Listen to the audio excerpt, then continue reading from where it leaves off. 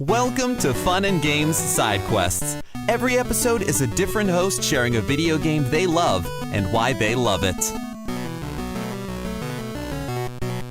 Hi there. Call me soccr. You do not know me.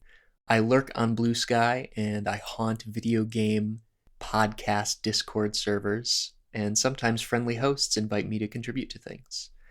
I am here to talk to you about the game Jotun. Note about pronunciation: I am approximating the title of this game based on in-game voices and search engine results, and I've settled on a pronunciation that will be both not good enough for native Icelandic speakers and alienating to English-speaking listeners, so the worst of both worlds. That's Jotun.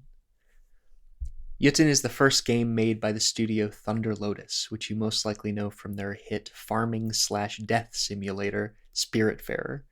There isn't much in common between the two games except for maybe the overall hand-drawn style of the animation and the swelling and impactful symphonic music. Thunder Lotus has never played it safe. They never make the same game twice. For that reason, I am personally really looking forward to their upcoming game, 33 Immortals, which doesn't look like anything I've played before.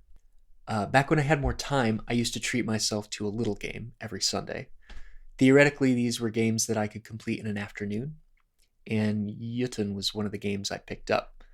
I probably underestimated the time commitment. I think it took me a little over 6 hours total to complete, which is a lot of afternoon to devote, but Jotun is a relatively little game. It's also relatively simple. There is no major complexity to the narrative or combat. It's a game very singular in its vision, but it made a deep impression on me. I still cite this as one of my all-time favorite games years later. In Jotun, you play as Thora. She is an axe-wielding Viking warrior who died an inglorious death at sea. In the afterlife, you find yourself in Jotunheim, where Odin commands you to defeat the Jotun and prove yourself to the gods. In Norse mythology, the Jotnar are sinister troll-like beings, and in this game they are portrayed as giants. By dying at sea instead of through combat, Thora has lost her chance to enter Valhalla, and here Odin has given her a second chance to earn her place. The game begins with Thora's Icelandic narration to set the scene. This drew me in right away. The voice actor is doing a lot with a little. It really feels like the voice of a warrior. Her voice is resolute. It's tenacious. Jotun is a top-down action adventure. The hand-drawn animation is beautiful. It's very fluid. It's charming. There's maybe a touch of the Eldritch, a precursor maybe to the studio's follow-up game, the Lovecraftian Metroidvania Sundered, which is another underappreciated masterwork, in my opinion. Jotun is not for the faint of heart. It is an increasingly challenging game. The game consists of 5 relatively short levels with exploration and mild puzzle solving, and each level ends with, as you might guess, a giant boss. These bosses tower over you, and the game's camera will expand to accommodate them, often at your expense.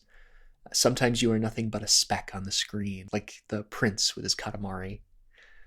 Thora's attacks, she's got a quick attack and a strong attack.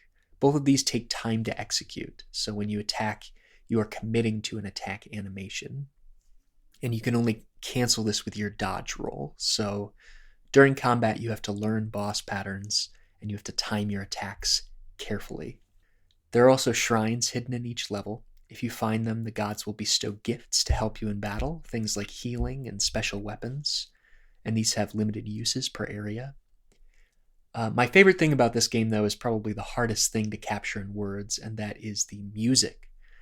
Jotun is a musical journey for me more than anything else. The pieces are sweeping and orchestral and percussive, and they contribute abundantly to the intensity and atmosphere of each level and battle.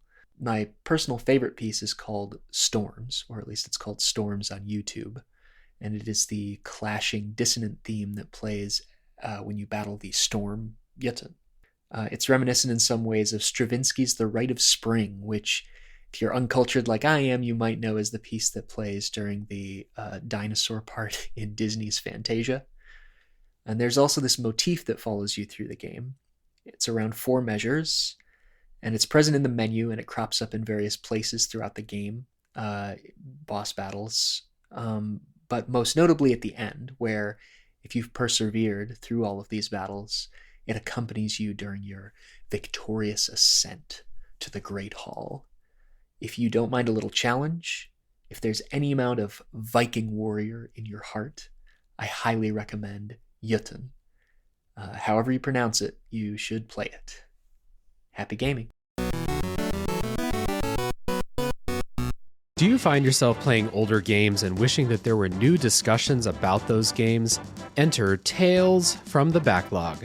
Hi, I'm Dave Jackson, and on each episode, I'm joined by a guest to break down those games that may be stuck in your ever-expanding backlog.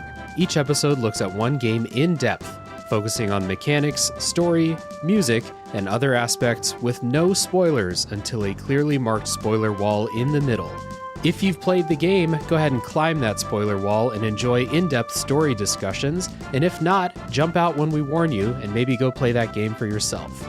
We have over 100 episodes in the feed, everything from Disco Elysium to Tunic to discussion episodes about how to get into horror games, and if games actually need to be fun, or if they have more to offer. I guarantee that there's something in there for everybody. Once again, that's Tales from the Backlog, available wherever your podcasts are found. CPOV. CertainPOV.com.